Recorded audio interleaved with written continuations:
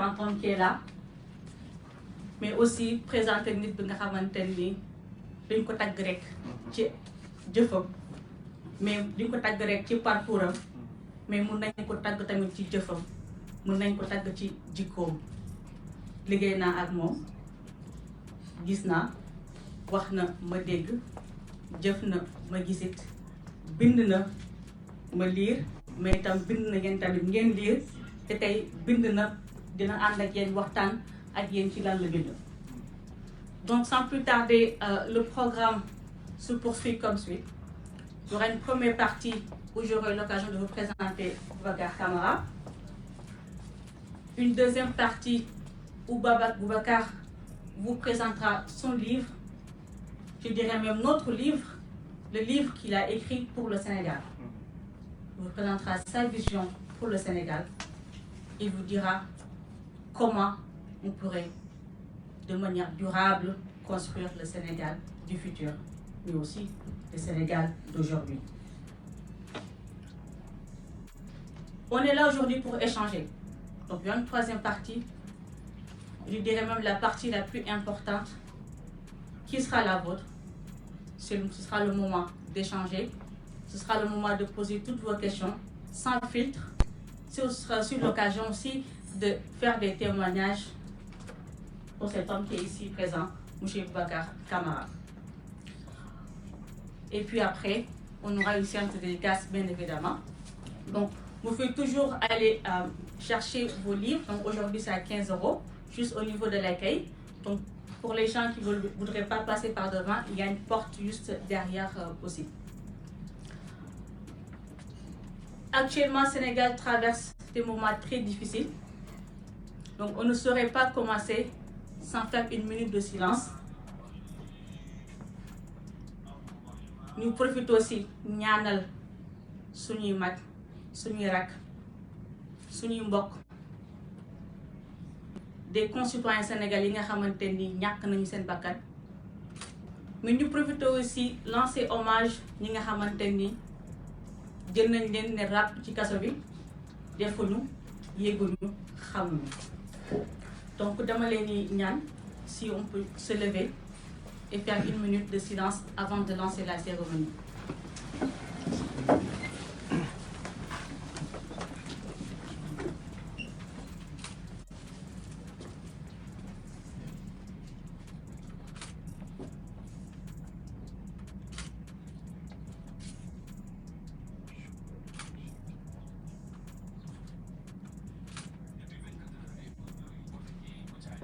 Je vous remercie. Merci.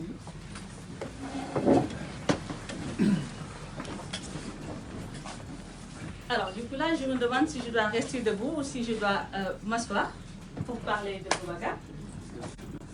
Exercice qui n'est pas du tout facile. J'essaie d'écrire quelque chose, mais peut-être je ne vais même pas lire ce que j'ai écrit. J'ai envie de parler avec le cœur, en fait. Je pense que ce sera plus simple pour moi. Ce que je vais dire aujourd'hui est hyper sincère pour moi. Pourquoi? Parce que je pense que je le connais bien maintenant. Ça fait des années que nous travaillons ensemble. Pourquoi? Parce que je sais qui il est. Je sais que c'est un grand monsieur. Multifacette, pourquoi je vais le dire? Boubacar grandit entre, on va dire, Sicap et Grand Yoff. Donc un pur produit de Grand Yoff. Donc ma am fierté tey man tam nekk doomu Grand Yoff jàkkaarloog moom pour wax ko moom mooy kan.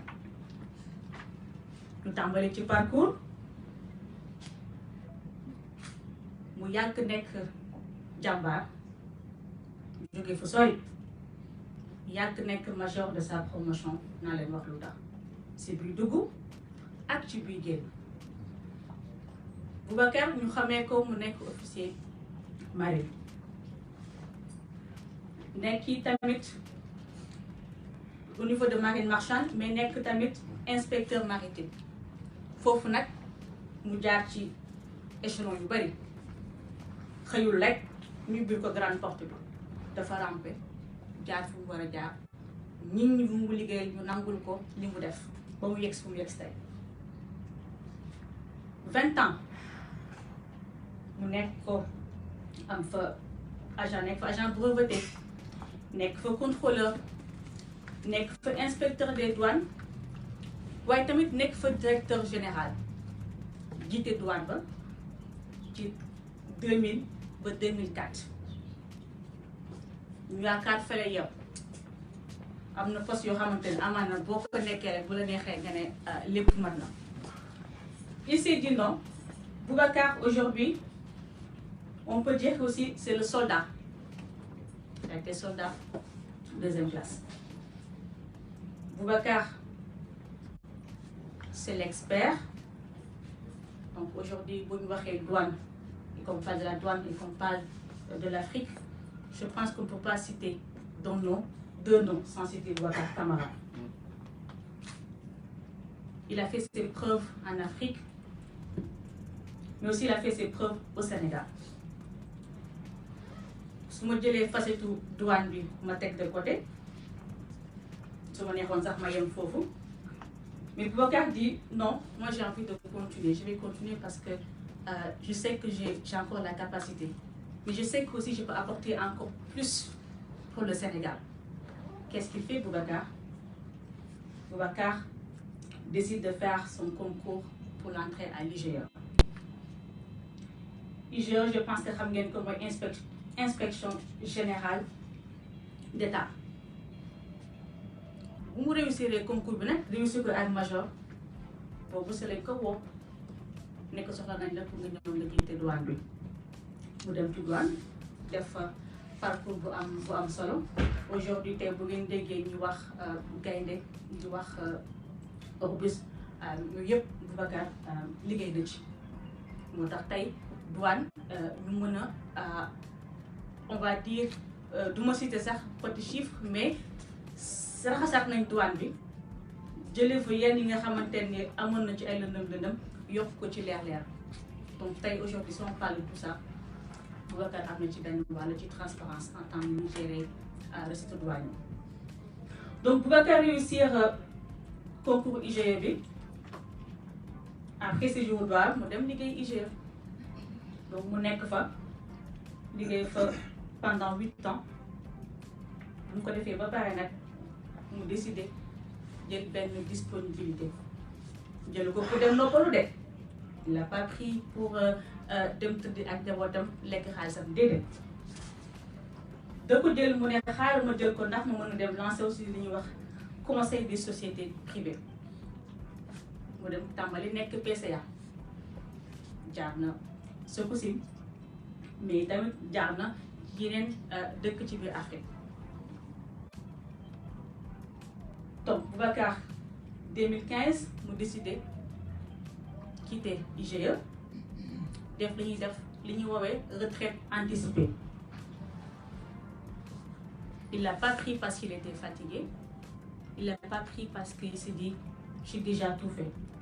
Non, il l'a fait pour dire qu'il y a un challenge encore. Donc quand je disais que Boubacar mooy multifacette, xam naa fan la bu tax mu wax loolu. Donc su ma waxee Boubacar wax douane wax Boubacar wax inspecteur IGE dama wax aussi Boubacar aussi avocat barreau de Paris. Boubacar dafa def thèse am fii ci université Grenoble donc en 2005 mu def thèse de droit am ci nag mention très honorable avec félicitations du jury maanaam kàngam yu mag yëpp ràññe nangu ne moom borom xam-xam la et que ci mbiru droit am na ci xam-xam. Boubacar ne se limite pas à ça mu ne dafay continuer mu jógee loolu mu fexe ba nekk avocat ñu ràññeel ko fii ci barreau de Paris donc bu ngeen demee xool ñi nga xamante ne dañ leen ràññee ne mën nañ nekk avocat moom mi ci la bokk. loolu lañ ba tey ci parcours bi waaye itam mu am yu gën a am solo Boubacar aussi c'est un acteur de développement. Pourquoi acteur de développement mi ngi ci immobilier bi donc mi ngi xalaat ni ñuy améliorer cadre de vie au Sénégal beneen facette bi ñu ngi ci aspect bu am solo maanaam ci école yi Boubacar mettre en place 2 écoles de formation ñi nga xamante ni ñi ngi accompagner étudiants yu nekk Sénégal mais aussi étudiants yi nga xamante ni ñi ngi jógee Afrique bi yëpp di ñëw di jàng si foofu di sàkku xam-xam donc pour vous dire à quel point le développement est important pour monsieur Camara si présent Boubacar ñu ne ah xëy na est-ce que foofu lay yem Boubacar mu ne déedéet yow moo foofu de tàmbalee gu ma sax bay mën a pare Boubacar tàmbali donc ku nekk na fii PCA Sénégal Airlines wax naa fi sànq nekk na fii PCA aussi bu Sococim mais aussi Boubacar liggéey na bu baax ci coopération internationale day dem ci dëkku Afrique yi ci mel ni Congo lu ci mel ni Bénin mais di ko laaj xam-xamam ci wàllum douane mais di ko laaj aussi xam-xamam ci wàllum commerce ci wàllum financement ci wàllum infrastructure dama naan sax tey Sénégal bu doon doxee neneen ñun ñooy jël réew mi ñoo ne Boubacar def nga lépp am nga xam-xam bi mën nga ko jiiteel ñu def parce que am na capacité bi ce n'est pas le politicien je veux dire mais c'est le politique qui est là aujourd'hui ce qui est très important Boubacar ñu ràññee ko aussi Sénégal nangul ko mu nekk officier l'ordre national du Lion médaille d'honneur de la douane Boubacar aussi ci ràññee bi ñu ko ràññee moom tam mu bëgg ko delloo surtout ndaw ñi mu mettre en place li ñuy woowee génération Y génération Y bu ñu ko déggee mu jël ay ndaw yi nga xamante ni on va dire ils sont conscients des problèmes de leur pays mais aussi soucieux de les résoudre. Il les a réunis, dit, avec l'intelligence collective, nous faire beaucoup de choses. Avec ces jeunes, il a parcouru le Sénégal. Avec ces jeunes, il a mené beaucoup de projets de développement. Je ne dirais pas cette fois-ci économique, mais social. Mais avec ces jeunes aussi, il a porté un projet pédagogique parce qu'il les a formés. Il a été modèle pour ces jeunes. Aujourd'hui, la plupart de ces jeunes sont dans le parti PCS Djengou. Certains sont aussi dans d'autres partis.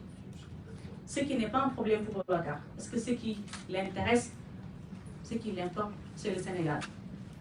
Il ne cesse de nous le dire. Aujourd'hui, donc, j'en profite d'ailleurs pour remercier nos amis de PASTEF. Képp ki nga xamante ni Sénégal ñor na ko rek man kooku fonk naa ko. képp nga xamante ni Sénégal moo ko tax a jóg rek man kooku dinaa taxaw jàppale ko kooku mooy Boubacar Camara ñuy toog tey Boubacar nag duma pare mënoon naa citer yu baax yu mu def yëpp mënoon naa continuer ci parcours bi waaye dafa am aussi beneen point bi nga xamante ni dafa am solo c'est aussi Boubacar. Moi, je ne vais pas dire le politicien, mais l'homme politique. On ne fera pas la philosophie de la différence entre le politique et le politicien. Mais quand je dis que c'est l'homme politique, tu dis comme là qu'on a déjà moi. Il est le président fondateur du parti PCS Djengou Tabar, qui a été créé, qui a été un mouvement et qui est devenu un parti après 2019. Au-delà d'être le président fondateur, il est aussi, on va dire, un modèle pour le parti. Boubacar, référence pour ce parti politique. Référence aussi pour les jeunes. Aujourd'hui, vous voyez, xëy na nekkatuma jeune sax comme temps d'avant waaye tey su ma amee fit taxaw fii jàkkaarloo ak yéen pour dire que je vais parler de Boubacar, c'est parce qu'il m'a laissé la place. C'est parce qu'il sait nous dire, vous êtes des jeunes, vous êtes l'avenir du pays. Si aujourd'hui on se bat, ce n'est pas pour porter des fruits, ce n'est pas pour voir les fruits de notre travail, parce qu'on le fait pour la génération future. Ce n'est pas pour rien que le livre dit construire le Sénégal du futur. li nga bëgg am suba tey nga koy jiw jëmbat ko saxal ko ba mu sax et c'est pour ça que aujourd'hui l'homme il est là. C'est pour ça aujourd'hui notre président Boubacar Camara a écrit ce livre qu'il va vous présenter dans pas longtemps. Donc su may tënk rek dama naan bu ñu nee Boubacar Camara bu ñu nee Kama on peut retenir 3 éléments clés sur son parcours. Il y a l'aspect juridique, il a fait le droit, mais aussi il a réussi les concours les plus difficiles au Sénégal. Ce n'est pas facile de réussir le concours d'IGE et de sortir major de sa promotion. Ce n'est pas facile de faire 20 ans à la douane et personne ne peut dire que M. Camara a fait ci ou a fait cela, à part le baax rek lu ñu ko mën a citer à la douane. Ce n'est pas facile de porter donc des fonctions comme haut fonctionnaire mu liggéey ak ministère yu am solo Sénégal. Là aussi kenn mënu ko takkal ci dara. amaan sax am na ñoo xam te dinañ jéem wër mais bu ñu wëree dañu mujjee toog. Donc aujourd'hui wax naa ñaar troisième bi c'est l'acteur de développement, ce qui est hyper important. C'est un acteur de développement. Il n'attend pas qu'on lui donne le pays pour travailler. C'est un travailleur. Il sait travailler. Il sait comment travailler. Il sait comment amener les gens à travailler. Et donc, ce n'est pas un acteur passif qui attend d'être nommé. Non, c'est quelqu'un qui se dit, je vais commencer à travailler, je vais le faire loolu la xam. Wax naa leen démb il a dit quelque chose qui est hyper important que moi je retiens et que foofu lay yemalee ci waxtaan bi. Wax naa ngeen dégg wax bi am na solo certes waaye daf fi wax aussi lu gën te am solo jëf naa ngeen gis. Bu nekkee am na ku musul gis jëfam fii rek mën na yëkkati loxoom te su ma tàmbalee wax yu mu jëf yëpp du ñu fi jógee. ñetteel bi mu am solo trop et que tàmm ñoo di ko def Sénégal muy bind mu ne tamit bind naa ngeen liir. Tey nag Boubacar dama lay bàyyi kàddu bi nga wax ñu lan nga bind. ngeen yaa ko bind yaa ko xalaat yaa ngi ko gën a mën a présenter. Man nag xam naa xëy na yu bëri fàtte naa ko ci parcours bi waaye li ci ëpp solo et que li nga xam te ne mën nañ ko jàpp mooy kii toog fii man de sañ naa wax wóolu naa ko. Yonent bi bañ koy tagguñu ko ci juddu dañ ko tagg ci jikko et ça c'est hyper important. ñi di nekk ak yow di liggéey ak yow guddi ak bëccëg loolu mën a wax yow yaay kan. Et sans filtre aujourd'hui Boubacar su la nee nit ku baax mën nañ ko war a mën a doon ndax yàgg naa liggéey ak moom. Donc ma di leen gërëm bu baax a baax ñu bàyyi Boubacar mu tàmbali waxtaan bi ci livre bi.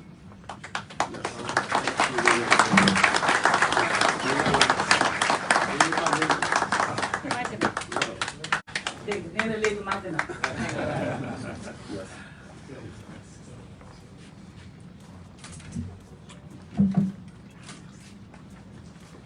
Asalaamaaleykum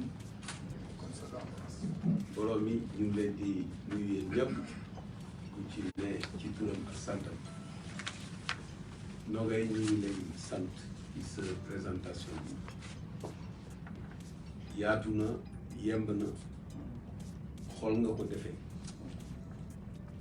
et ça fait toujours une fierté gis ay xale yu màgg devant toi di jàng ba réussir sur le plan professionnel peut-être moom présenté wu waaye cadre bu mag la consultant bu mag la fii foog naa société yi dañ ko xëccoo parce que dama ko raayoo chaque année nga changé chaque 6 mois nga changé suuf ndax xam-xamam ak teer kon bu ñu màggee gis ko ci association yi gis ko ci parti politique yi muy liggéey ba mën a ràññeeku bu ñuy fi wax ci ñun def yi dalal suñu xel di leen sant yéen ñëpp ci seen teewaay di si jiital monsieur le premier ministre qui vient d'arriver. C'est un ancien premier ministre de Madagascar. Je le dis en remercier, vous féliciter. tey Afrique dafa toll foo xam ne ñëpp ñu nga xam ne dañu jaaxle ci ni muy doxee ñu ngi waxtaan seen biir à tous les niveaux kon ñi bokkul Sénégal même problème yi dañu am que Sénégal naa ci dellu si di nuyu maître Lafou également di un avocat comorien même chose dafa sori réewam pour les mêmes problèmes yi tax ñu bare sori seen réew pouvoir boo xam ne bii jibawul ak yow pour des divergences avec au pouvoir beaucoup de cadres se sont éloignés de leur pays il en fait partie di nuyu Maïssa Tall consultant ñoom ñoo yore Demain Sénégal di xalaat ci réew mi xalaatoon nañu ci année 2012 yi ba wax fu ñu bëgg a jaarale Sénégal ñëpp naaw leen waaye yaakaar naa ne li ngeen waxoon ne foofu la Sénégal war a jaar suñ ko fa jaarale woon dana baax mais comme jaarale wuñ ko fa vous êtes obligé de recommencer. di nuyu honorable député Sall député diaspora bu Yewwi Askan di ko félicité ci liggéey bi ñu def yëpp gis nañ sa taxawaay ci événement yi fi am gis nañ sa taxawaay si dossiers yi ngeen di monter pour défendre les victimes pour éviter que impunité am c'est une initiative que nous saluons. Honorable député Abass Fall naa war ngeen ko xam ne moom it combattant ci biir combattant ci biir damay faire toujours su ma gisee nit ñi di défendre seen point de vue ba yegg si ci biir institution yi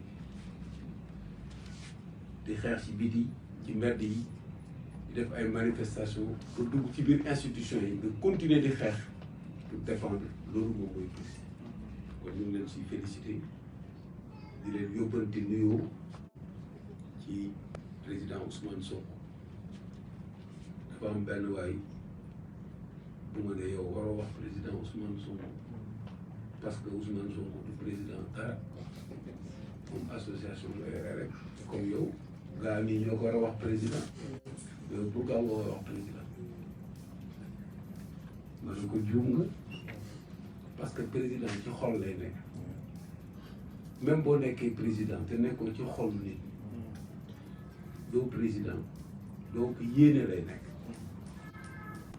c'est très important di nuyu Bodom vous parlez français mais je vous salue en wolof c'est le président d'un think tank congolais samedi bële def nañu manifestation mu ñëw teewee ko mu nekk xale également mu repéré ko doon liggéey ak moom ñu bokk même cabinet présidence di liggéey ci structuration investissement mu nekk ingénieur am ay kayit ci wàllu science politique ba pare nekk koo xam ne kii dafa sawar ci liggéey am ubbeeku moo tax dama leen di suivre toujours leen encouragé mënuma citer ñëpp mais dinaa dellu si tout à l'heure li ci des nag dama koy wax en français comme ñun ñoo tënk ci français te ñu ngi France ñu jéem a wax français bu jar waaye bu doon suñu sago suñu waxtaan yëpp ci làkk yi dégg nañ koy waxe mais am na fi ñoo xam ne yëpp dégguñu. Bonjour à tous. Bonjour à toutes d'abord, bonjour à tous. Le Sénégal est en deuil. Le spectacle affligeant d'un démantèlement progressif du processus électoral, de la politisation de l'administration et de la justice ne nous laisse pas indifférents. Il n'est plus possible de regarder les événements par la fenêtre, de se croire peu ou pas concernés, car la vive tension socio-politique au Sénégal est une source d'inquiétude pour tous, surtout pour vous,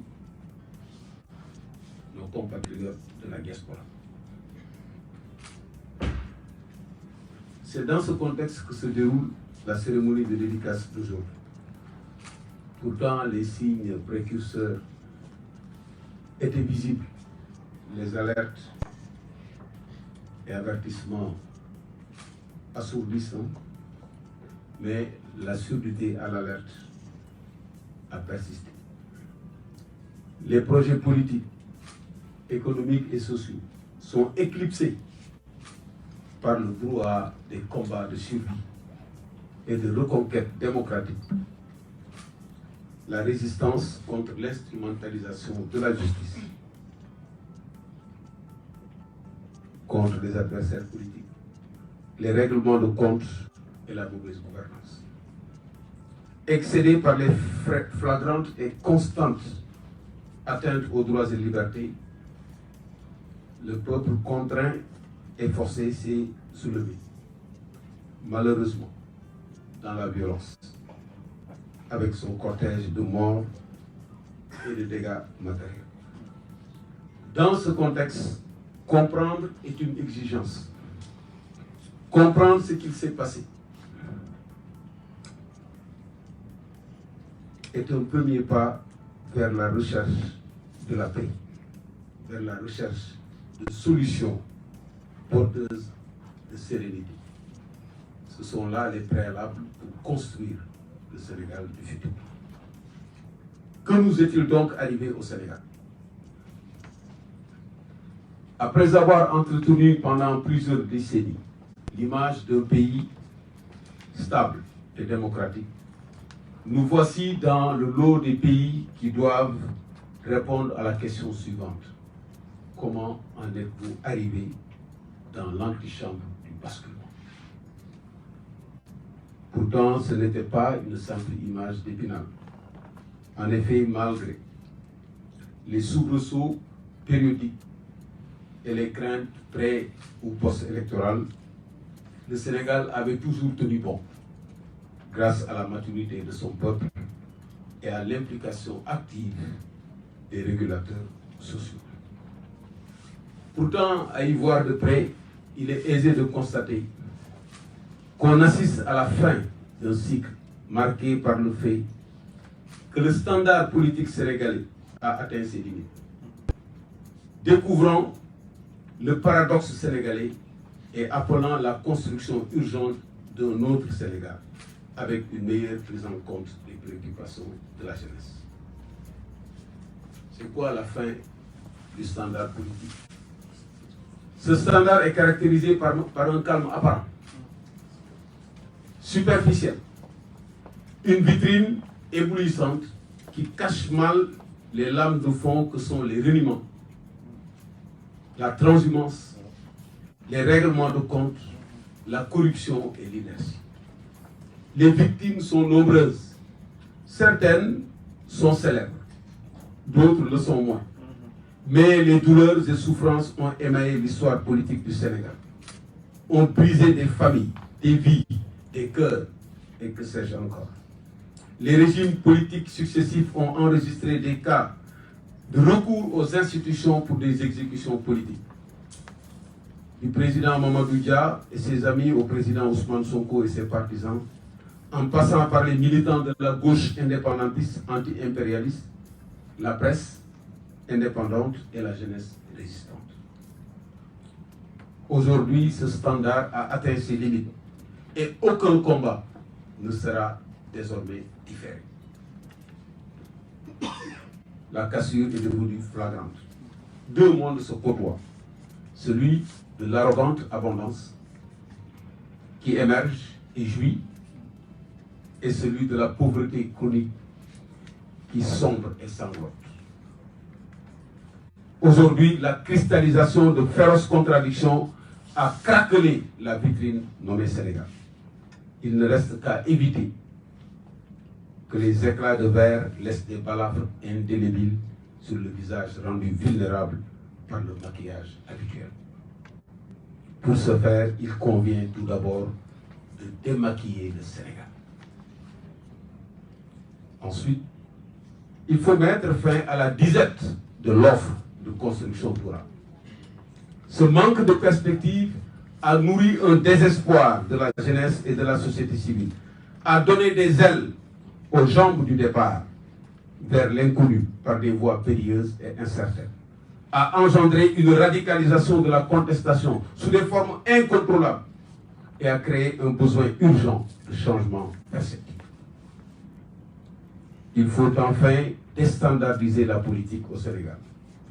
C'est d'autant plus impératif que notre pays a besoin d'avancer dans la paix et la sérénité.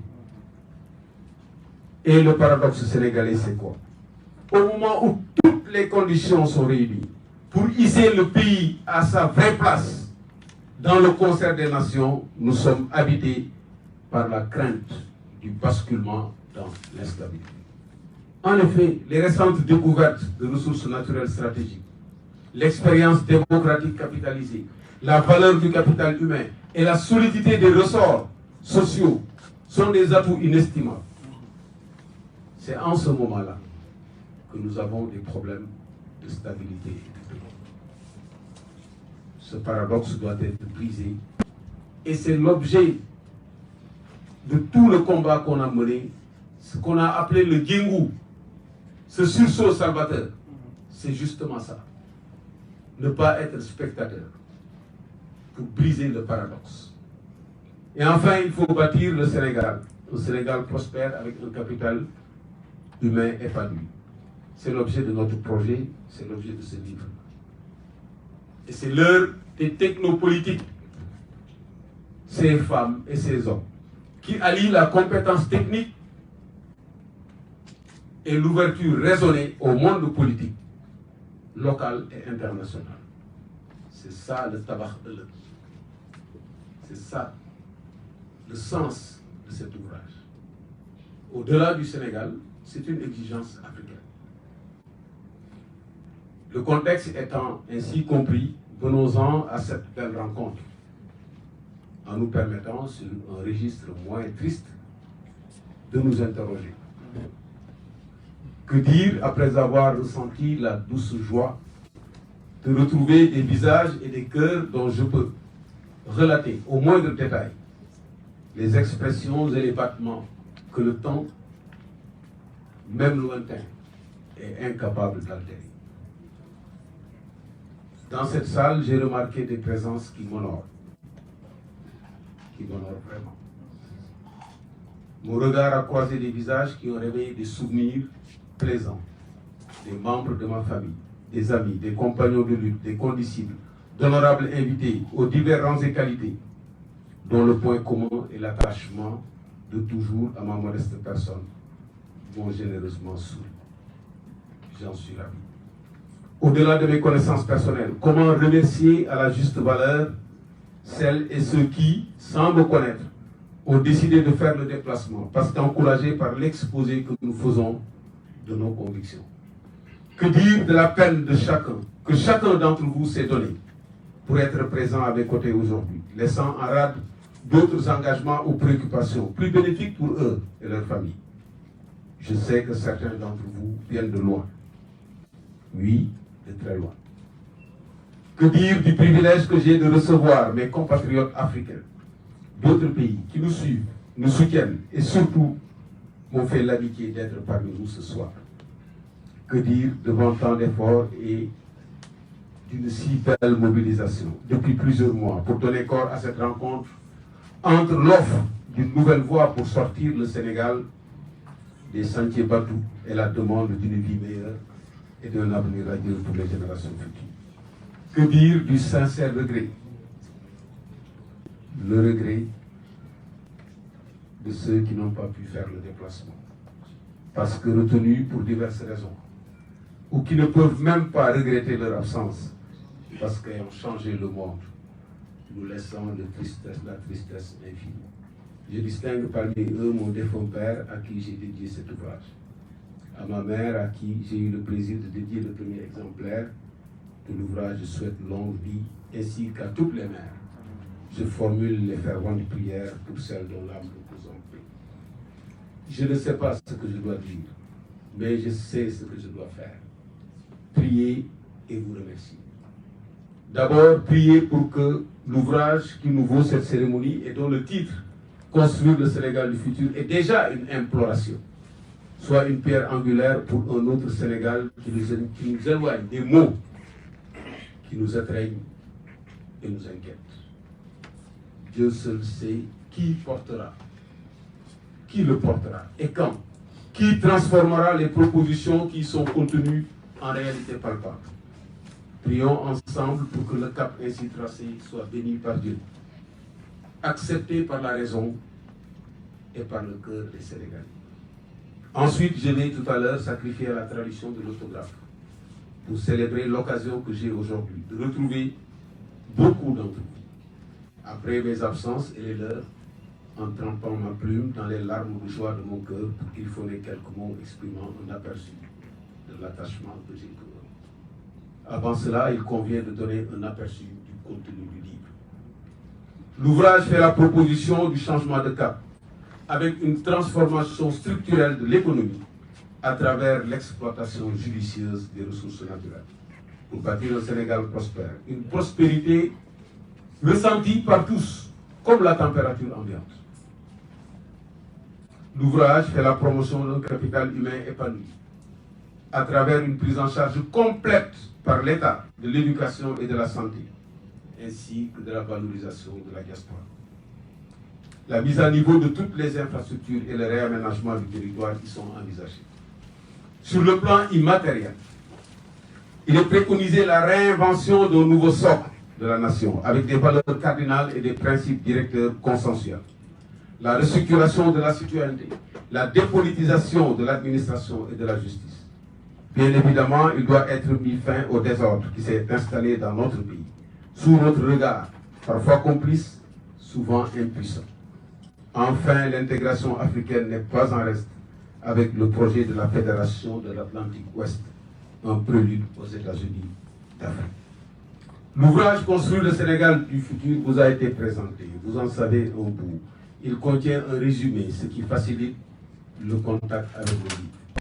Je vous invite à le lire et à retrouver l'argumentaire et les modalités de mise en œuvre de quelques points saillants qui méritent une attention particulière. Il contient plus de 400 propositions énoncées. Je me permets d'en extraire quelques mesures phares. Premièrement, éducation gratuite jusqu'à 25 ans, financée par un fonds revolving de 8 000 milliards de francs CFA tirés principalement des ressources naturelles. Deuxièmement, création d'un centre national de recherche scientifique avec une dotation initiale de 50 milliards. 3. Éducation obligatoire jusqu'à 16 ans dans tous les réseaux scolaires, y compris les DARA. 4. Droit au revenu minimum à partir de 17 ans, supporté par le Fonds de solidarité MBEL. MBEL en Wolof, c'est les ressources naturelles en France. Rattrapage médical, 5. En 5 ans, avec une inscription budgétaire de 1000 milliards par an. 6. Transformation industrielle des produits agricoles, de l'élevage et de la pêche. 7. Prix du kilogramme d'arachide à 500 francs, Barigoudjouni, C'est important parce que l'arachide est en train de déstructurer notre agriculture.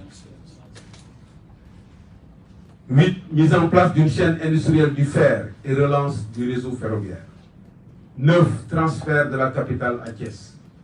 10. Création d'une société Diaspora SA avec une participation en compte courant associé de 300 milliards des compatriotes travaillant à l'étranger.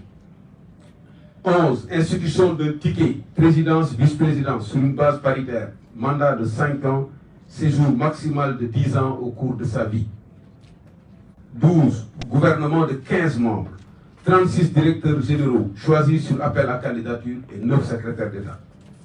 13. Remplacement du Conseil économique et social de 120 membres par le Conseil d'orientation économique et sociale de 25 membres. 14. Remplacement du Haut Conseil des collectivités territoriales de 150 membres par le Conseil supérieur des collectivités locales, des collectivités territoriales de 15 membres.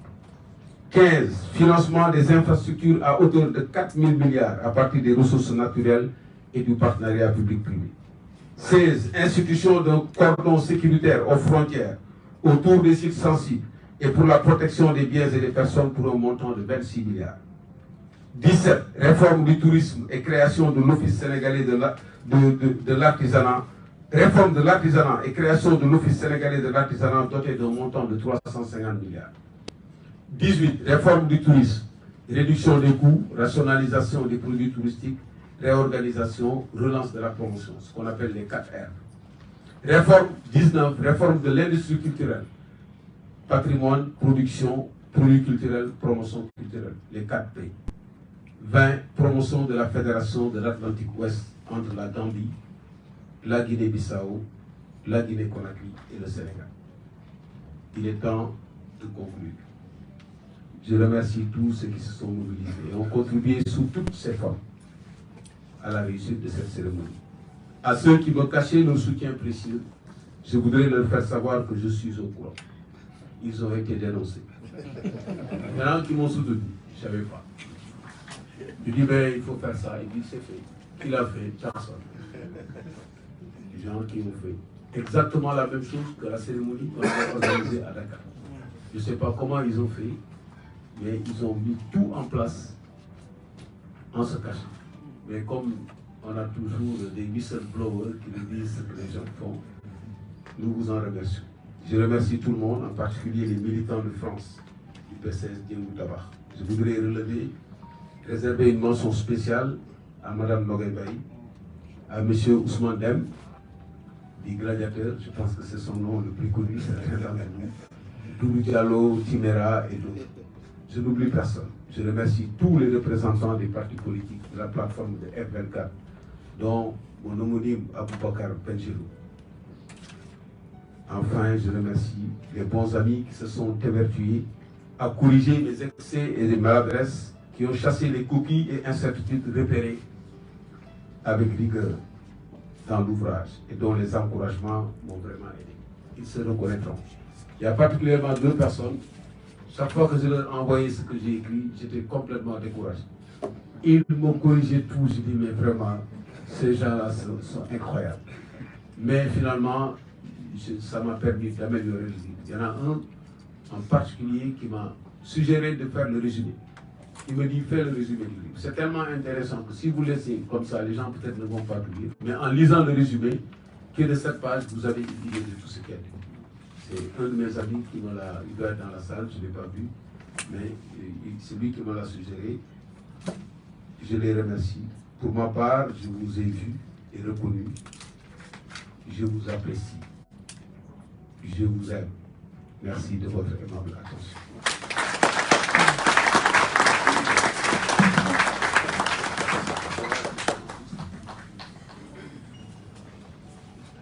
Merci beaucoup, Boubacar.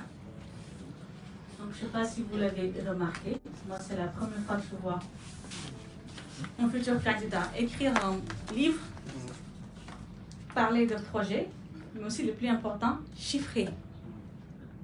Il a tout chiffré. Les chiffres ne sont pas sortis comme ça du néant. Il a tout chiffré parce que ça a été réfléchi. C'est un projet de bout en bout. Il y a des problèmes, il y a des problématiques, il y a aussi des besoins. et il a cherché des solutions. Donc je tenais vraiment à préciser cela. Maintenant, on va passer à la troisième phase de cette cérémonie de dédicace. Comme je l'avais dit, qui est la phase la plus importante, que c'est bien. Il vous a dit, il vous a présenté son projet, il vous a dit ce qu'il pense du Sénégal, mais vous aussi, en tant que citoyen sénégalais, vous aussi, en tant que citoyen, on va dire même africain, vous aussi, en tant qu'acteur, vous avez votre vision. Vous avez peut-être aussi des interrogations. Vous avez aussi des témoignages à faire à l'endroit de M. Camara. Et donc, c'est le moment aujourd'hui. Et comme il aime toujours le dire, sans filtre, like ak tontu lay doon, échange lay doon, c'est important. Ça ne devient pas juste de la mu dem fii. Yéen tam am ngeen xam-xam bu ngeen ñu mën a sortir pour suñu livre bi, mais pour suñu programme. Donc, xam-xam bi day jóge fii ñëw tamit ci beneen sens bi. Donc, je vais juste récupérer la liste, je pense qu'il circule quelque part. Et comme ça,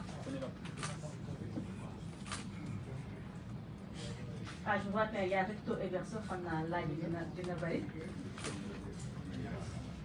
Alors, je viendrai après. Donc, ce qu'on va faire, je vais juste lancer ça comme ça.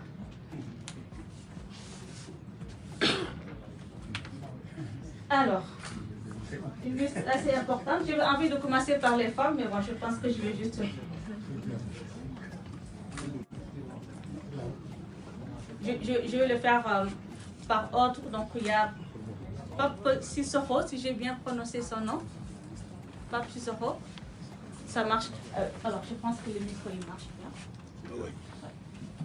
On va juste essayer de faire court parce qu'on a une liste assez importante.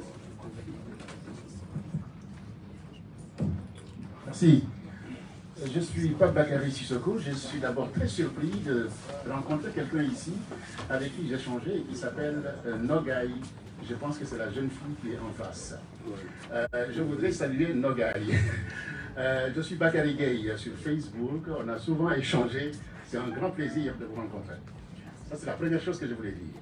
La deuxième chose, je n'ai jamais vu autant que me présenter un auteur. Je disais que les intellectuels du Sénégal, mais dans la deuxième partie, je dirais que M. Boubacar en fait partie. Mais la différence avec M. Wade, c'est que M. Boubacar Camara connaît le terrain. Et ça me semble extrêmement intéressant. Maintenant, je voudrais saluer quelqu'un qui est à Dakar, qui m'a transmis l'information, M. Bamba Fall, qui est votre ami, et M. Benjeloum, que je salue beaucoup. Et j'aimerais qu'on le salue parce qu'il a l'habitude à chaque fois de se battre pour le pays, le Sénégal. Je suis apolitique, mais je suis un citoyen qui pense le Sénégal pour le penser. Voici mes questions. Quand vous êtes dans un pays où les gens sont injustes, quand les gens travaillent la sorcellerie, quand les gens sont paresseux, quand les gens n'ont pas de morale, quand les gens ont le chapelet et mangent du riba, quand le pays est en crise, comment, M. Camara, avec toute votre sagacité et votre expertise, voulez-vous construire le Sénégal? Vous avez pris un modèle, le modèle de Descartes, où effectivement vous avez pris le modèle de l'architecte, puisque vous avez pensé votre projet, vous avez planifié, je l'ai bien écouté, j'ai beaucoup travaillé sur vous, comme je le fais à chaque fois que je vais rencontrer des intellectuels et des futurs candidats à la présidence de la République de mon pays. Donc vous avez conçu les choses. Et un de mes amis, le professeur Alfassi de Saint-Louis, qui a formé les professeurs de philosophie qui avaient un niveau relativement bas au Sénégal pour améliorer les compétences. Je dis bien que être un citoyen qui n'est pas bien formé n'est pas une mauvaise chose, mais se reformer, se recycler est une excellente chose. On parle de formation continue. Il disait comment diriger un pays qui avance d'un pas et recule de 3. Et vous, vous voulez construire le pays. Comment? J'ai bien lu votre livre, j'en ai offert, parce qu'effectivement, Vous êtes dans la lignée de certains auteurs que je lis, Une monarchie de Rawan, Reconstruire le Sénégal du professeur Gaye, Appel à la révolution politique de feu mon ami Ibrahima Sow de l'IFAN, et puis de notre ami Adibou Diallo. Voici un certain nombre d'intellectuels, dont vous, d'intellectuels qui pensaient le Sénégal, et ce n'est pas minime. Et je vous salue pour cela, mais j'entends beaucoup de milliards, mais où est-ce que vous allez trouver tous ces milliards quand vous savez très bien qu'il y a la corruption, qu'il y a le vol, que les intellectuels ont failli, que les marabouts sont politiques, le citoyen souffre. J'ai toujours dit depuis 25 ans que le Sénégal est riche, que le Sénégal a des ressources humaines. Mais comment expliquer ce paradoxe? Excusez-moi.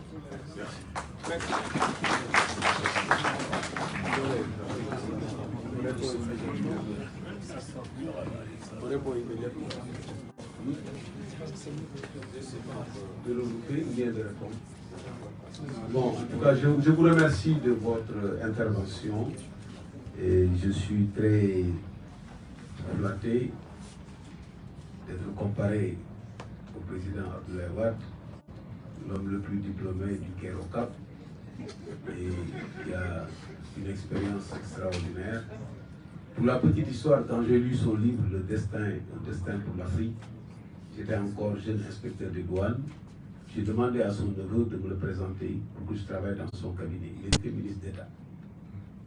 Parce que j'avais vu qu'il esquissait des choses intéressantes. Il m'a dit, ok, je lui ai envoyé mon CV et le président Wade, très généreux, a dit, oui, je ne savais pas que dans l'administration, il y a des gens qui avaient cette spécialité.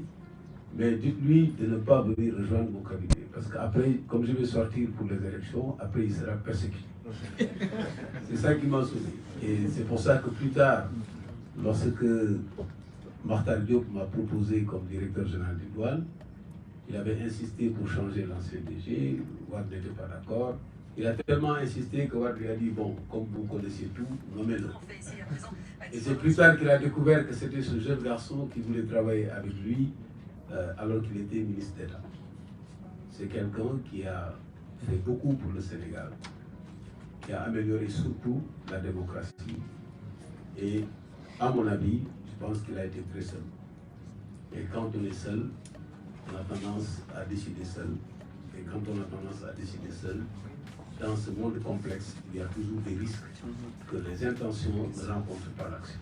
Mais ils méritent l'hommage du pays et vous m'en donnez l'occasion de le faire. Alors, vous avez soulevé un ensemble de tares. Les gens, comment ils sont. C'est dans l'ordre de l'immatériel. Hein. La sorcellerie. J'ai lu l'excellent ouvrage de votre ami Ibrahima Sow sur ça. Les croyances, la paresse, la morale.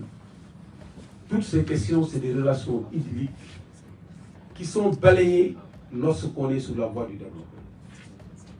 Lorsque l'activité, ce n'est pas un combat moral. Il ne s'agit pas de convaincre les gens de changer.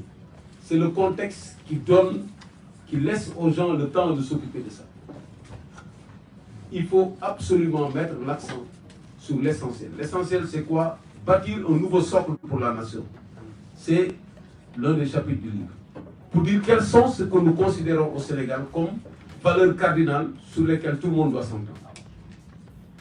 Quels sont les principes directeurs sur lesquels tout le monde doit s'entendre. Si on s'entend sur ça, on a l'essentiel. Maintenant, le reste, vous ne pourrez jamais balayer ça entièrement. C'est avec le développement que les gens n'auront plus le temps d'aller voir le sorcier du coin pour lui dire que celui-là, il a une meilleure note que moi, ou bien il a pris ma place. C'est des relations idylliques. Et dans les développements de Lénine, si vous avez lu Lénine, et de façon générale, toute la doctrine marxiste-léniniste est basée sur ça. Sur le fait que toutes ces relations idylliques sont balayées par la puissance de l'argent, par la force du travail, par la machine, par l'industrialisation. Donc, nous pensons qu'il ne faut pas commettre l'erreur de commencer par dire qu'il faut changer les mentalités, etc. C'est une erreur. Il faut changer la vie des gens, les conditions d'acquisition des moyens de survie et progressivement les éduquer pour changer effectivement le pays. Mais c'est un vrai chantier. Il en est de même de la corruption. Vous savez que l'argent qui est planqué par les élites africaines à l'étranger pour couvrir totalement tout le besoin en infrastructure de toute l'Afrique. Totalement. Et les infrastructures les plus modernes.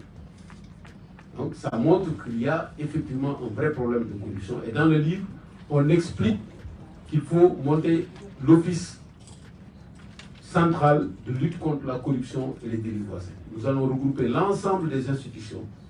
Il y en a qui vont s'occuper de prévention, comme l'OFNAC, de la CENTIF, etc. D'autres de contrôle et d'autres de sanctions. Donc c'est une réforme qu'il faut faire avec une volonté réelle de lutter contre la corruption. Là aussi, ce n'est pas un problème moral. C'est faire en sorte que les gens ne puissent pas accéder au système pour accéder aux biens. Ce que nous avons fait dans le système douanier. Quand nous sommes venus, on a dit, OK, il faut automatiser tout ce qui peut l'être. Les documents joints, le système. Et aujourd'hui, il y a des systèmes qui permettent de le faire avec l'intelligence artificielle, avec les blockchains. C'est tout à fait possible. La grande question, c'est que l'élite politique ne doit pas être corrompue. Et c'est le problème qu'on a. Quand ceux qui dirigent sont corrompus, vous n'avez plus de solution.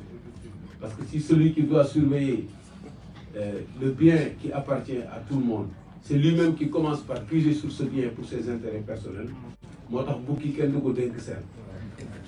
évitons de confier notre pays à des bouquis, évitons de confier notre pays à des caïmans, évitons de confier notre pays à des caméléons.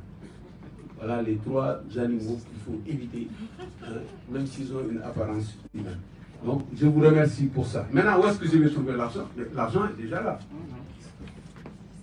Le Sénégal a un endettement de 12 000 milliards.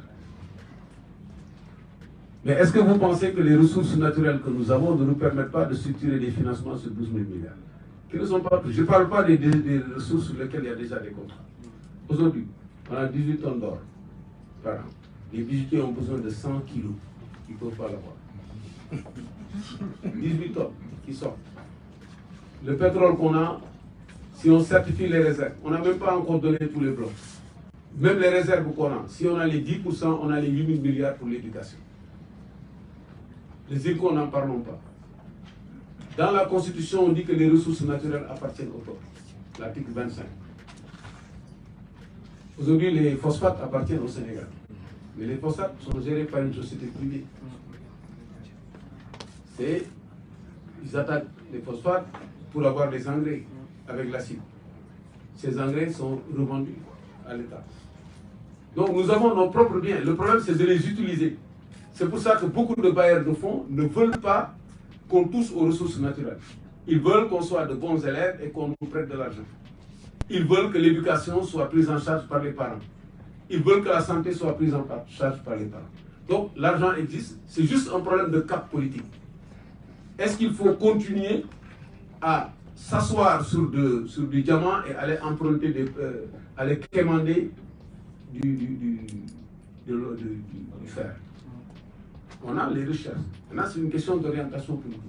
Et le grand débat aujourd'hui au Sénégal, c'est le débat sur la souveraineté sur nos ressources naturelles. Si on accepte ça déjà, on a accepté le développement. Acceptons pas qu'on nous dise qu'il n'y en a pas l'argent. Il n'y a pas d'argent. L'argent est là au Sénégal. Les recettes qu'on a sur les trucs, ça c'est vraiment dérisoire par rapport à ce qu'on a comme ressources et les structurations de financement qu'on peut faire avec. Il est témoin, M. Godot, on a travaillé ensemble sur un projet de 6 milliards de dollars pour structurer à partir d'une ressource naturelle. On a une liste d'infrastructures, il n'y a aucun problème. De batterie, le partenariat public-privé est là, il y a des gens qui peuvent mettre de l'argent. Si c'est bien négocié, il ne faut pas faire comme au Sénégal, hein, négocier où le gars, il est là, il te paye peanuts, il est obligé de renégocier. Aujourd'hui, on a eu des autoroutes sans sortir en France. Donc, c'est possible. Qu'on ne nous dise pas que ce n'est pas possible. Maintenant, ce n'est pas possible avec certaines élites politiques. Ce n'est pas possible. Parce que si toi, tu es dirigeant téléguidé, mais tu ne peux pas décider de cela. Et c'est ça notre problème. Notre problème maintenant, c'est que les jeunes, les moins jeunes, les gens qui aiment le Sénégal, décident de s'engager pour que les ressources-là reviennent au pays. Si on le fait, on n'aura aucun problème, techniquement. Donc je vous remercie encore une fois de votre question. Vous avez cité de grands intellectuels, je les salue, le jeune Aguibou, Diallo, que j'ai rencontré d'ailleurs hier, et d'autres intellectuels sont là. Et je vous exhorte également à écrire votre pensée pour que ça reste entre les mains des générations futures. Merci.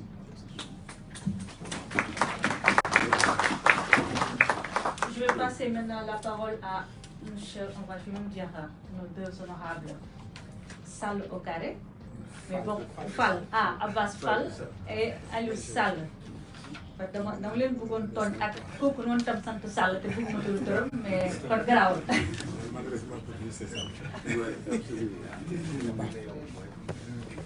Merci beaucoup, Nogaï. Je m'associe aux félicitations des uns et des autres, surtout de la première personne qui a parlé. Toutes les Nogaïs sont comme ça.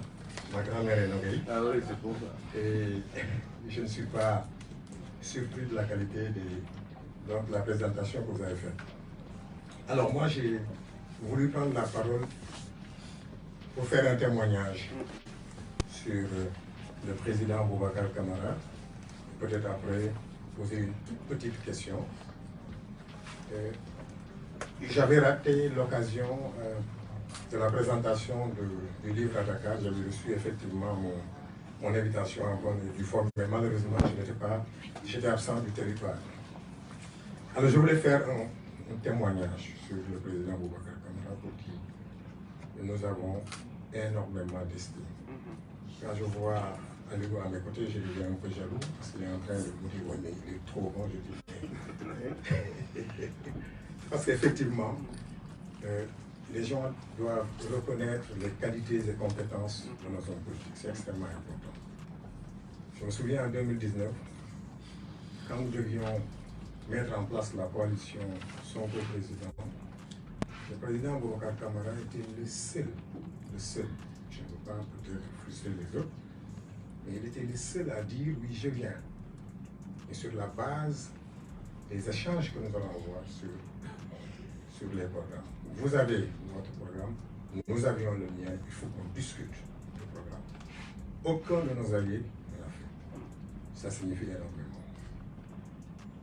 À un moment donné, effectivement, nos chemins, sur le plan politique, peut-être se sont momentanément séparés. Je crois que maintenant, le président a bien compris et qu'il va répondre à l'appel d'Aliou Sall. Nous l'avons toujours suivi. Moi, personnellement, j'ai eu beaucoup d'estime pour lui et je l'ai toujours dit. Je le disais souvent à Ndayawa, même au niveau de la F24. À chaque fois qu'on a eu des difficultés quelque part, je leur disais, allez voir le président Boubacar Camara. Au-delà de la profondeur intellectuelle, de la générosité intellectuelle aussi, c'est quelqu'un qui aime servir. Et nous avons besoin d'un politique comme ça, des gens qui viennent servir et non pour se servir. On l'a vendu, mais malheureusement, c'est le problème que nous avons avec les populations, nos populations. Nous autres, hommes politiques, ne sommes plus crédibles parce que tellement nous avons l'habitude de nous dédire. J'espère que cette fois-ci, en 2024, nous aurons les personnes qu'il faut à la tête de ce pays. C'est pourquoi je tenais à faire ce témoignage-là sur lui. Le Djengou, c'est un mot wolof qu'il a traduit par le sursaut, mais il y a plusieurs façons effectivement de montrer le sursaut. Vous avez choisi la voie la plus pertinente et la plus importante. C'est celle de proposer un nouveau Sénégal. Je ne dis pas que le Sénégal que nous avons, malgré toutes les tares que nous traînons, tel que Boubacar l'a dit tout à l'heure, effectivement, ça existe, c'est immatériel.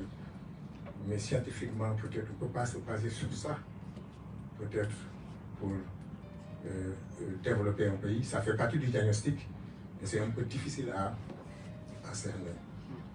Donc, vous avez produit un livre pour dire aux Sénégalais, c'est là où je veux mener ce pays avec des hommes, des femmes intègres et compétents. C'est extrêmement important. J'ai essayé de parcourir, même avant, je vous avais parlé de valeurs, c'est extrêmement important. J'ai parlé de citoyenneté, c'est extrêmement important. Tant que les gens ne sentiront pas qu'ils ont des droits et des devoirs vis-à-vis de leur nation, une Europe victoire. Ces aspects-là doivent revenir. Vous avez parlé d'éducation, c'est extrêmement important. Moi, en tant qu'enseignant, ces questions m'intéressent énormément. Je pense que parler du développement d'un pays, sans pour autant revisiter l'éducation, changer les paradigmes de l'éducation, nous n'irons pas très loin. Surtout, je pense que le débat là va se poser. Quelle sera la place de nos langues nationales dans ce que nous comptons faire? Parce que vous savez ce que la langue représente, c'est un vecteur culturel. Et sans culture, effectivement, nous n'avons pas une destination claire de ce que nous comptons faire. Et la langue aussi, le véhicule des valeurs, ce serait extrêmement important, effectivement, d'y révéler. Il y a énormément de questions sur lesquelles le président a réfléchi. Les questions liées aux ressources naturelles, vous avez raison, on en a discuté la dernière fois. Extrêmement difficile chez nous autres hommes politiques de parler de ressources naturelles et de souveraineté. Les gens ont peur de ce débat. C'est ce débat-là qui intéresse les Sénégalais. Nous avons tout chez nous. Pourquoi le Sénégal ne peut pas être comme la France, même dépasser la France? Ce que le Sénégal a, la France ne l'a pas. Pourquoi nous en sommes à ce stade-là? C'est parce qu'il y a un problème. Donc il faut un diagnostic clair, sérieux, scientifique, qui puisse nous permettre d'atteindre le niveau de développement espéré. Et je suis confiant. Comme je l'ai dit tout à l'heure, en 2024, Inch'Allah, le Sénégal va aller vers les vraies transformations sociales et économiques qui seront structurelles. Ma question. J'avais dit que j'allais faire un témoignage et poser une toute petite question. J'avais dit non, la méthodologie là, quand même, vous l'avez acceptée. Voilà. Maintenant, ma question, elle est toute simple. Vous avez parlé de Thiès. Pourquoi pas Kédougou? Pourquoi pas Tamba? Est-ce que nous ne sommes pas en train d'être dans des clichés? Et est-ce que cela ne signifierait pas que les zones lointaines ne seront pas une priorité pour vous? C'est ça ma question. Elle n'a pas été longue. Merci. Très bien. Il faut continuer ainsi à quelques comme ça. Parfait, merci beaucoup Nogué. Salam alaikum, bonsoir à tous. Dans le siège Kabash, moi je vais faire un petit témoignage au fait de doyen, je l'appelle souvent. Donc moi je m'appelle Alioune Sall, je suis responsable de PASTEF. Donc je suis là en tant que représentant de PASTEF pour répondre à l'invitation du doyen, comme on l'appelle si affectueusement, doyen avec un grand D de par sa générosité. Là, même si on n'est pas dans le même bord politique, je pense qu'en termes d'engagement, en termes de vision par rapport au pays et surtout les infrastructures que le Sénégal a besoin, aujourd'hui, on a cet homme qui l'incarne.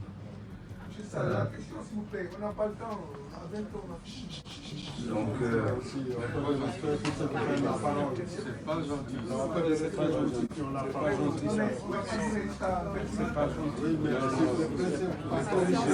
C'est pas gentil.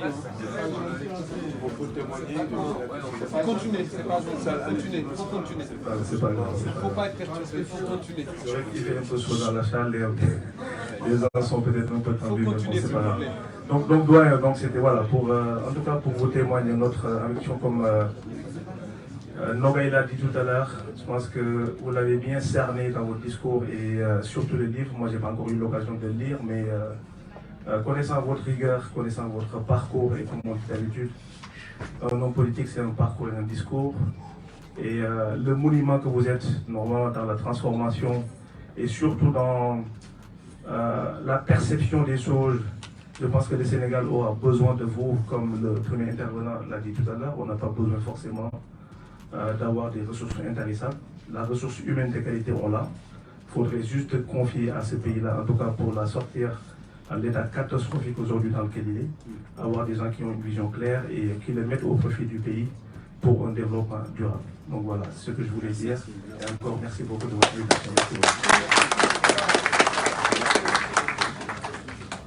Merci beaucoup. Alors, ce qu'on va faire, on va prendre par deux, trois personnes, et on va essayer de résumer un peu. Sinon, après, si vous voulez, on peut prendre des questions et Boubacar, je pense qu'il n'y aurait pas de problème à échanger avec vous dans d'autres cadres. On va trouver une solution pour ça. Alors, je vais donner la parole à Pedro Konaté et juste après, ce sera Momar Gueye.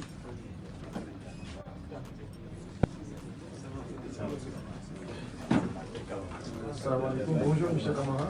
En fait, moi j'avais un petit témoignage à faire parce que j'étais tout petit et j'avais le colonel Djibril John que vous connaissez bien qui vous a eu à Dedam et qui était à la douane et que vous êtes devenu après son directeur qui me disait que ce jeune homme là jàng rek lay def ma ne ko avant mu ne ma bii mu ne ma partout il sort premier man affaire am daf ma jaaxal ma ne ko avant mu ne ma bii ma ne ko ba j'espère qu'il ne sera pas votre directeur mu ne ma ah oui je le pense. C'est quelques semaines après vous fuite de la douane. Ça c'était un témoignage que je voulais faire que mon si boppam yàlla na ko yàlla yërëm il est plus là. Moo ma wax témoignage boobu j'étais tout encore petit mu ne ma Boubacar jàng rek lay def. Et effectivement vous l'avez prouvé dans tout ce que vous avez fait. Moi je vous ai suivi. Je vous ai suivi sur YouTube partout. J'ai regardé presque tous vos reportages, tout. Et j'ai appris de vous une personnalité sincère, une personnalité douée, pleine de conviction, et que le Sénégal a besoin d'une personne comme lui. Man, quand j'ai lu son livre, ce qui m'a étonné, c'est qu'il est déterminé. Quand on l'entend parler, on sait que tout ce qu'il dit, tout lu muy inventé, lu mu xam la. Donc man musuma def politique, musuma dugg ci politique. J'ai pris mon téléphone, je l'ai appelé directement à Dakar, je lui ai parlé, il me dit appelle Ousmane. Comme ça vous allez, je ne sais pas, il y a un groupe qui était créé et vous allez gérer ça à Paris. Donc c'est ce que j'ai fait, j'ai appelé Ousmane, on a discuté tout et jusqu'à présent, donc je vous suis. Moi ma question c'était juste, est-ce que si vous êtes le président du Sénégal, est-ce que vous allez transformer le Sénégal en 10 ans comme Dubaï, comme Qatar? Ça, c'est ma question et c'est très important. Merci beaucoup.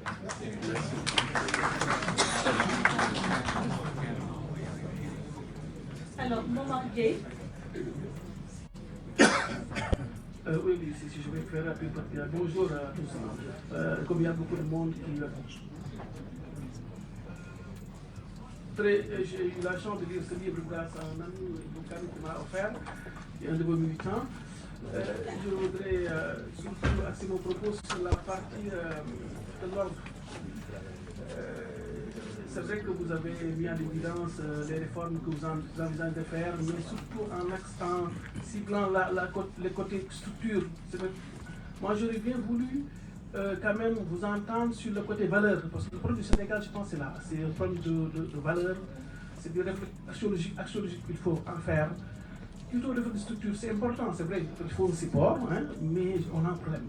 Les Sénégalais sont malades, le Sénégal est malade. Il ne faut plus laisser ce pays construire un autre. Je pense, c'est pas dans le sens que vous pensez, dont vous pensez, c'est-à-dire déconstruire au sens comme l'entend Derrida, le grand philosophe Derrida, construction, mais construire et reconstruire, c'est dans ce sens. Hein. Deuxième chose, les institutions. Les Sénégalais n'ont plus foi en les institutions. Ça, c'est le problème. Il faut travailler à ce niveau, réenchanter la politique. Les Sénégalais, il y a un divorce total entre les institutions. Et ils se disent, mais à quoi cette institution-là? Donc, ça veut dire quoi? Il nous faut des dirigeants. Le problème du Sénégal, c'est le problème de leadership. Dans ce pays, depuis 60, on n'a pas les dirigeants qu'il faut. Il nous faut des leaders. On a des gens qui nous guident, mais on les guide au fait. C'est ça, je pense que quand vous voulez changer de cap, on a besoin de capitaine, d'un vrai capitaine. On a besoin d'une personne qui est courageuse. Parce que le Sénégal, moi j'ai l'impression qu'on n'est pas dans les années plus banalières. Moi je suis de ceux qui pensent qu'on n'est pas un état de droit. On n'est pas une république. Parce que dans un pays où les gens ne se sentent pas comme des citoyens, parce qu'il y a le Sénégal, comme vous le dites, c'est un pays fracturé. complètement, et je pense que le challenge important pour celui qui va diriger, c'est de reconstruire les Sénégalais. C'est de reconstruire le pays sur des bases de valeurs vraiment partagées par tous. Les Sénégalais n'ont plus fiers d'être l'être. On ne se sent pas protégé ni à l'intérieur ni à l'extérieur. Il faut qu'on aille avec ces présidents qui malmènent leurs opposants. C'est ça, il faut en finir avec ça. Et voilà, donc comme nos gars me dit je vais arrêter. Désolé, je fais un peu marquage avec notre, mais c'est le temps. Alors, je donne la parole à M. Benjeloun, par contre, grand bain, dans les chronomètres. Une minute là, les gars. Oui, parce que je dois partir à 19h, j'avais un engagement, c'était déjà prévu. En fait, donc parcours intéressant, riche, qu'on a quand même à Dakar, bon, j'y reviens pas. Une personne qui est folle, c'est bien lui, quoi, parce que je pense que moi, je sais pas qu'est-ce qu'il veut faire pour être président, parce que c'est le moment d'aller vivre tranquillement, avec tout ce qu'il a fait, il a de quoi vivre lui et sa famille, et il veut s'engager encore dans notre challenge. Ben, moi, je crois que ça va être chaud. Mais en dehors de ça, quelqu'un aussi intéressant en parcours, en capacité de partir d'une feuille blanche. Le Sénégal, il y a un problème. Le Sénégal, problème bi moo am mais lu fi def yëpp baaxul ma dem d'une feuille blanche ma tracer quelque chose mettre en pratique et puis améliorer au fur et à mesure. Tous les politiques que nous avons là qui prétendent à nous diriger, les trois quarts ne savent pas faire ça. Et lui ici il l'a démontré. Il part, il voit la douane a un problème de vol, de ceci, de cela, il met en place un logiciel gainé, tous les douaniers lui en veulent à mort jusqu'à présent parce qu'il a arrêté tout le vol qu'il y avait pour le peuple sénégalais. Donc c'est ça, c'est des gens comme ça dont on a besoin, donc ça c'était la partie bilan un peu de lui. Mais ce que je voulais dire, c'est que partir en politique, je vous l'avais dit quand même, vous avez beaucoup d'idées, vous avez une envie, vous avez un challenge à vouloir relever, mais vous partez avec un appareil de prise du pouvoir qu'on appelle parti politique. Tout à l'heure, tu as cité Lénine, c'est Lénine qui a créé les histoires de parti politique. Or, un parti politique, c'est un appareil de prise du pouvoir. Moi, ni du Koyoko au pouvoir demain. Vous allez demander votre part de gâteau et il ne pourra plus mettre en place ses idées parce que vous allez demander à être devant parce qu'il y a un Koyoko président. C'est ça le problème. Et donc, il va être confronté à un véritable problème, comme toutes les nouvelles personnes qui ont un parcours riche et qui se proposent à la présidence. C'est qu'ils vont prendre un appareil, et l'appareil va les bouffer, va les happer à un moment donné. Donc moi, je leur demande à vraiment revoir cet aspect-là, parce que c'est facile que quelqu'un vienne te dire « je t'amène tout Yoff pour voter pour toi ». Tout grand Yoff, tout ceci, demain il va dire quelle est ma part de gâteau parce que moi le feu Yoff. Vous voyez, ce programme d'un côté de côté, les compétents d'un l'inditek de côté, il faut monter les lions parce que c'est ça aussi le Sénégal. Maintenant, non mais c'était bon, d'accord. Maintenant, un truc intéressant qu'il a dit, il fait parmi les seuls à le dire, à ce jour, parmi tous ceux qui ont la prétention de nous diriger demain au Sénégal, c'est le seul à dire que mon, il veut qu'un seul mandat électif. Un seul mandat électif. Ça veut dire que amé ben mandat, mouno nek maire. Si on est député, mouno nek maire. Si on est député, mouno ko cumuler ak lenen. Les gens parlent de cumul de mandat, il va plus loin. Il dit un seul mandat électif. Ouvrez bien les yeux, hein. C'est différent. C'est le seul qui le dit. Donc ça c'est intéressant parce que les gens qui cumulent les postes là, moi je ne sais pas comment ils font pour leur journée au bout de 24 heures pour assumer tout. Le dernier point, il a parlé de la diaspora. Et là, effectivement, on part d'une feuille blanche. Je voudrais vraiment, M. Kama, c'est qu'on réfléchisse sur Bouba. Depuis Senghor Belégui, le Sénégal n'a jamais pu arrimer sa diaspora à l'émergence, au développement du Sénégal. Parce que c'est toujours les mêmes outils que nous avons, à savoir un ministère des Affaires étrangères auquel on adosse un secrétaire d'État ou un ministre des Sénégalais de l'extérieur, ça ne veut rien dire. Ils n'ont jamais rien réussi à faire et je pense qu'à ce niveau-là, je ne peux pas le développer ici. Il va falloir qu'on ait des échanges parce que tu m'avais donné rendez-vous à Paris pour qu'on développe ça. À Dakar, tu m'as dit, Ben, on va le développer à Paris. Orphy, on n'arrive pas à le développer. Donc il va falloir qu'on prenne le temps pour le développer. Merci. Je pense que tous ici, on est d'accord pour dire à notre grand Benjeloun, il est temps d'écrire un livre et de parler de la diaspora aussi. C'est hyper important. Ça me grave. Alors, avant de laisser la parole à Boubacar, je vais déjà me permettre de remercier un grand monsieur qui est là aussi, qui a été Premier ministre au Madagascar, qui a été aussi ministre de la Santé au Madagascar. Donc, monsieur Alain, donc je vais vous laisser la parole. Je pense que Boubacar, vous connaissez hyper bien. Donc, merci.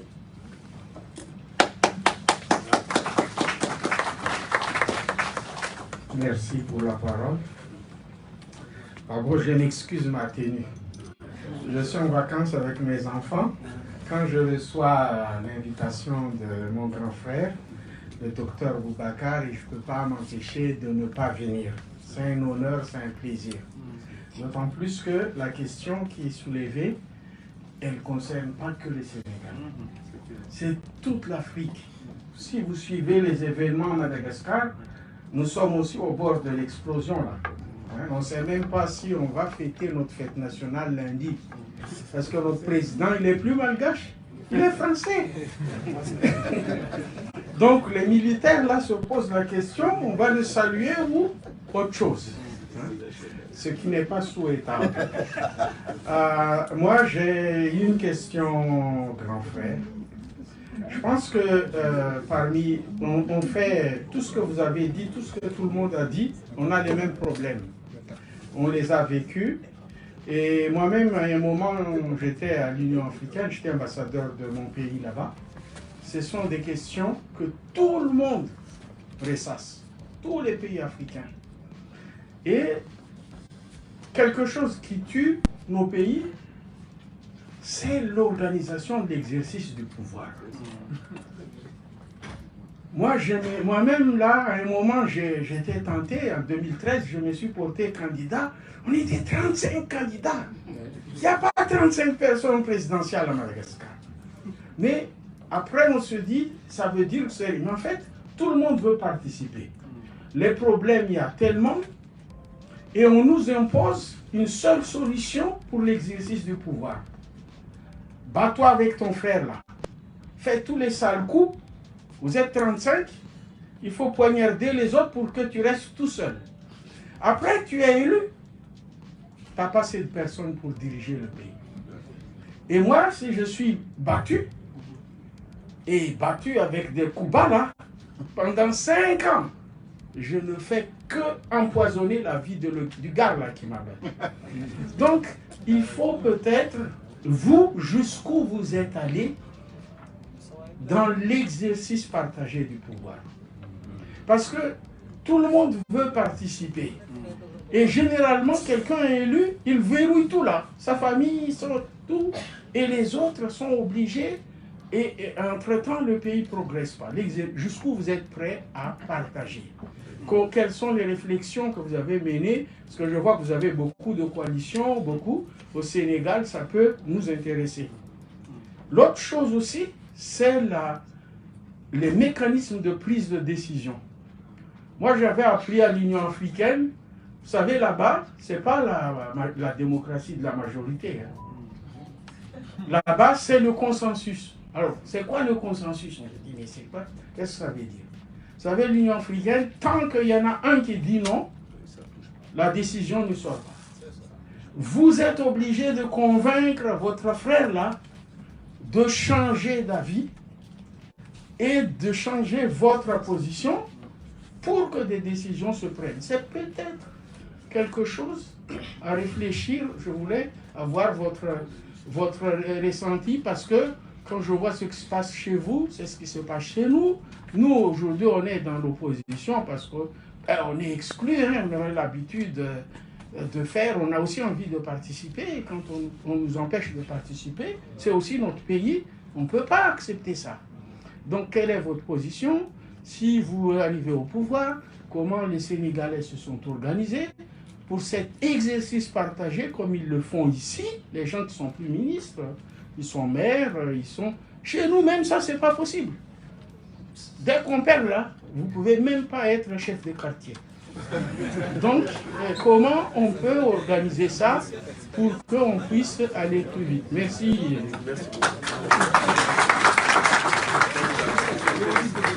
Oui. Bonsoir à tout le monde. Vous allez me permettre, j'ai lu le livre 2 fois. Lire et relu. Et mon livre a été dédicacé au Bénin dans son bureau. Et malheureusement, il avait dédicacé un livre au Premier ministre, mais je l'ai laissé au Togo, ce livre-là. Mais le Premier ministre a acheté un autre livre qui sera dédicacé peut-être tout à l'heure. Vous me permettrez juste de prendre 3 minutes. S'il vous plaît, je ne prends jamais la parole à Paris tant qu'on ne m'invite pas officiellement.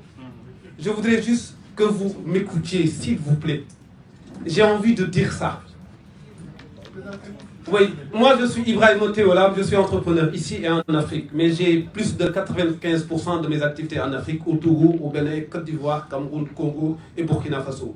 Je travaille, voilà, j'ai une activité ici. Pareil, hein? Non, ça après on en parle. Comme j'ai demandé 3 minutes là, je ne veux pas que mes 3 minutes soient après. Je préfère. Eh ouais, non, 3, s'il vous plaît, assez rapidement. Vous savez, tout à l'heure, mon grand frère Alain disait l'exercice des pouvoirs. C'est la première fois dans ma vie que je dise à un homme politique, je veux m'engager à tes côtés. Ce jour, on était dans un autre pays, je lui ai expliqué le pourquoi. Je lui dis, je ne vais pas militer dans ton parti. Il me dit, ne milite jamais dans mon parti. Un cerveau comme toi doit travailler autrement. Je lui ai expliqué tout ce que j'ai fait. Il a accepté de me donner ses conseils. Maintenant, quelque chose me retient en lui, c'est très simple. Il a un travail. Boubacar Camara a un travail. Il est le directeur général adjoint des douanes du Bénin. C'est un travail. Vous savez pourquoi l'exercice du pouvoir ne marche pas chez nous? Parce que les personnes que nous avons élues sont restées plusieurs années sans travailler. Un cerveau qui n'est pas connecté au travail ne peut pas fonctionner. Il y a 2 semaines, j'ai été invité à la télévision béninoise sur la situation sénégalaise. J'ai dit ceci. Pourquoi ça ne marche pas chez nous en Afrique? Parce qu'une fois que les présidents sont au pouvoir, la première règle qui existe, c'est qu'en fait, on prête le pays aux autres personnes.